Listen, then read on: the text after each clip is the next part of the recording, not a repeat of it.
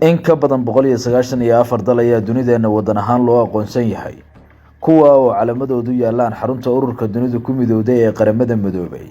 Kuwanse waa dalal aan jamciyadaas aqoonsi ka haysan, balse dadkoodu u arkaan inay buuxiyeen shuruudihii dawladnimo, dulqaadna ku sugaya goorta dal ahaan dunidu u ixtiraafayso. Si la mid ah aqoonsi la'aanta dunida ee nidaamyadan, waxaa maangalaya inaan laf ahaantaadu aqoon halka ay dunida uga yaalaan. Kow, aynu ka bilowno jamhuuriyadda iyadu is aqoonsatay ee Lakota. Ma aaminaysid haddaan ku idhaahdo baaxadda dhuleed ee Lakota waxa ay leeg tahay Maraykanka ama Siiriyada bariga dhexe. Halkani waa dalka hooyo ee Lakota Zujik, oo ah magac loo yaqaanay qoomiyadda dalkan degtay ka hor intaan gumaystihii reer Yurub qabsan. Maraykanka ayaa dal ahaan u aqoonsaday goor sii horeysay inkastoo uu kala laabtay 1880kii. Ha yeeshee bulshada Lakota ilaa maanta waxay isu arkaan dal madax bannaan ka oo dunida aqoonsi ka dhowraya. Labo, Transnistria. Kana waa dalyaro ku yaal bariga qaaradda Yurub, kaas oo leh madaxweyne, baarlamaan, lacag iyo ciidan intaba. Xitaa waxa ay ku guuleysteen dagaalkii ay xorriyadooda ku heleen 1992. Hase yeeshee dadka nidaamkani waxay la dhibtoonayaan dooda ah in Transnistria ay tahay qayb ka mid ah Moldova. 1990kii ayay Moldova ka go'day USSR ama midowgii Sofiyeetka, waana taas sababta gobolkan oo isagu aan go'aankaas ku waafaqin gooni isugu taagay. Transnistria dadkeeda waxa lagu qiyaasaa ilaa 500,000 oo qof, waxaana la sheegaa in nidaamkani weli daacad u yahay Ruushka, inay dib ula midoobaan Ruushka ama jamhuuriyad gaarkeeda u madax bannaan noqdaan ayaa isu garab yaal shicibka dalkan. 3, Barotseland. Wuxuu u dhaxeeyaa Namibia, Botswana, Zimbabwe iyo Zambia. Barotseland waa deegaanka qoomiyado dhowr ah oo kala dhaqamo duwan. Taariikhduna waxa ay warisay in gobolkani xorriyadiisa helay 1964, balse uu jaal la yahay dalka Zambia, waxaana la sheegaa in Zambia kala shaqaysay helidda xorriyadda laf ahaanteeda. 4, Jainland.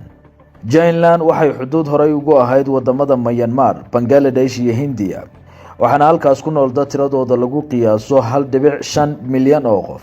6 qowmiyadood oo kala duwan ayaa ku nool, waxaana halkaa looga hadlaa in ka badan 20 luuqadood. 1940kii boqortooyada Ingiriiska ayaa diiday in gobolkani ka go'o Burma ama Myanmar hadba sidaad u taqaan. Hase yeeshee dadkeedu waxay isu arkaan inay yihiin jamhuuriyad xor ah, taa oo weli aqoonsigeedu adduunka ku maqan yahay.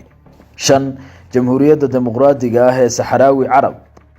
Kana waxa uu ku yaal saxaraha galbeed ee qaaradda Afrika, waxaana uu xorriyadiisa helay 1976, waana dalka saddexaad ee qaramada midoobay isteed ahaan u aqoonsan tahay, inkastoo dunidu weli u aragto inuu yahay qayb ka mid ah Morocco. Spain ayaa gumaysatay wadanyarahan, taas oo ka baxday 1976. 6, Abkhazia. Haddaad aaminsan tahay in dhaqamadiisa kala duwan ee bulshadiisa, xuduudihiisa, ciidamadiisa, lacagtiisa iyo baasaboorkiisu dal ka dhigi karo mid madax bannaan, taasi ma aha marxaladda hortaagan madax bannaanida Abkhaziyadan ku taal isgoyska qaaradaha Yurub iyo Asia. Bilowgii qarnigii 11aad ayayba Abkhazia qarka u saarnayd inay dal noqoto, balse dib u dhacii uga yimid hoostegidii dalka Georgia iyo kadib midowgii Sofiyeed. Burburkii Sofiyeetka 1991, Abkhazia waxa ay go'aansatay inay xuduudaheeda dib ula soo noqoto, waxaana ay dabadeed guul ka heshay dagaalkeedii xorriyadda ee ay Georgia la gashay 1993. Hase yeeshee marka guushaas laga yimaado, weli xubno ka mid ah qaramada midoobay ayaa diidan madax bannaanida dalkan una aqoonsan gobol ka mid ah Georgia. 7, Balochistan. waa nidaam dadkiisu 44% Bakistaaniyiin yihiin, kaas oo muddo hal qarni ku dhow u halgamaya madax bannaanidiisa.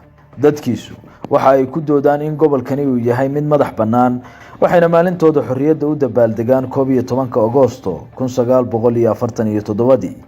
Markii gumaystaha Ingiriisku ka baxay Pakistan, ayuu maamul madax bannaan u sameeyay gobolkan. Hase yeeshee dowladda Pakistan ayaa awood ciidan u adeegsatay dib u hanashada gobolkaasi sanadihii 50kii ilaa 70kii. 8, South Ossetia. 2006 dadka gobolka South Ossetia ee dalka Georgia ayaa iska qaaday afti, taas oo natiijadeedu noqotay in gobolkani ka madax bannaan yahay dalkaasi intiisa kale. Waa gobol yar oo ay ku nool yihiin 60,000 oo qof, balse waxay leeyihiin luuqad iyo dhaqan u gaar ah.